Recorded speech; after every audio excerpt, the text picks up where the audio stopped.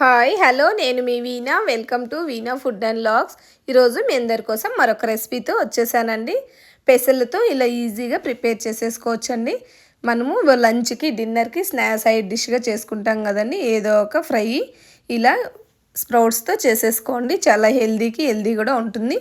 నేను ఆల్రెడీ పెసల్ని నానబెట్టేసి మొలకలు కట్టి పక్కన పెట్టేసుకున్నానండి. ఇలా మొలకలు కట్టేసి తీసుకోవడం వల్ల చాలా పోషకాహారాలు అనేది ఉంటాయండి. మనము అలాగే పెసలతో అయినా చేసుకోవచ్చు.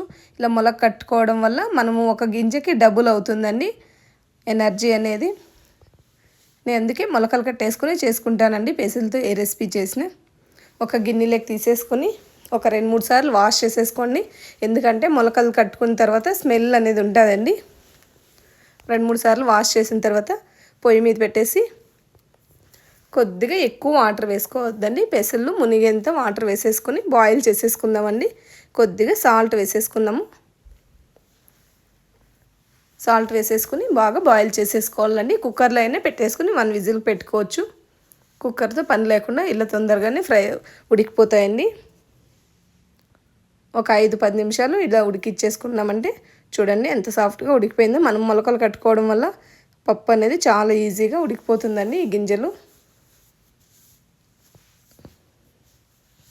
చాలామంది మొలకలు గ్యాస్ ప్రాబ్లం అని ఫీల్ అవుతూ ఉంటారు కదండి. అలాంటి వాళ్ళు మీరు మొలకలు కట్టుకోకుండా అలా గింజలు నానపెట్టేసుకుని కూడా చేసేసుకోవచ్చండి.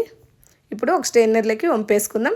ఈ కింద వాటర్ని సూప్ లాగా కూడా చేసుకోవచ్చండి. ఈ వాటర్ని పడేయకుండా కొద్దిగా మిరియాల పొడి వేసేసుకొని కూడా తాగేసుకోవచ్చండి. ఈవినింగ్ టైమ్స్ ప్యాన్ పెట్టేసుకొని కొద్దిగా ఆయిల్, ఆవాలు, జీలకర్ర, ఒక 4 పచ్చిమిర్చి వేసేసుకొని ఒక 2 నిమిషాలు ఫ్రై చేసేసుకుందామండి. అందులోకి కరివేపాకు, ఒక రెమ్మ కరివేపాకు వేసుకుని ఒక ఉల్లిపాయ సన్నగా కట్ చేసేసుకొని వేసుకుందాం. వీటన్నిటిని ఒక 2 నిమిషాలు ఫ్రై చేసేసుకుందామండి.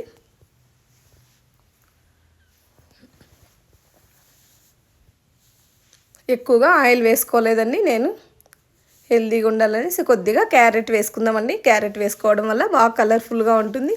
క్యారెట్ హెల్దీ కాబట్టి పిల్లలకు కూడా హెల్దీ రెసిపీ పెట్టచ్చండి. ఇలా చేస్తే పిల్లలు కూడా క్యారెట్ వల్ల కలర్ఫుల్గా ఉంటుంది కదా, ఈజీగా తీసేసుకుంటారు.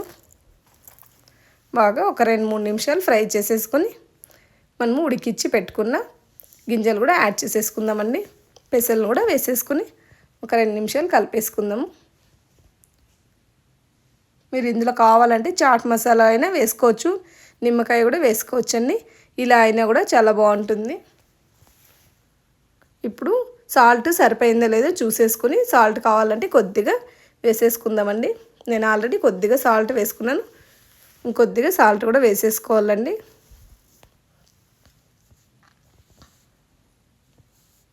బాగా ఒక 2-3 నిమిషాలు ఫ్లేమ్ అనేది హైలో పెట్టేసుకుని ఫ్రై చేసేసుకోండి.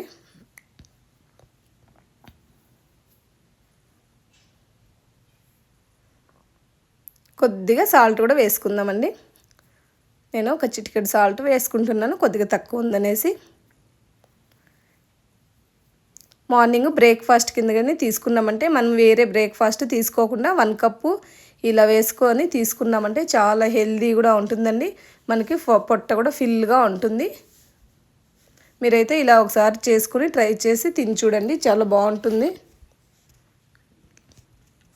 మొలకలు లేకుండా అలా తీసుకున్నామంటే ఇంకా బాగుంటుందండి. మొలకలు కట్టుకున్న తర్వాత కొద్దిగా స్మెల్ అనేది చేంజ్ అవుతుంది కదా. మీకు కావాలంటే మొలకలు లేకుండా గింజల్ని నానబెట్టేసుకొని కూడా ఇలా చేసేసుకోండి. చూడండి ఫైనల్గా రెడీ అయిపోయింది.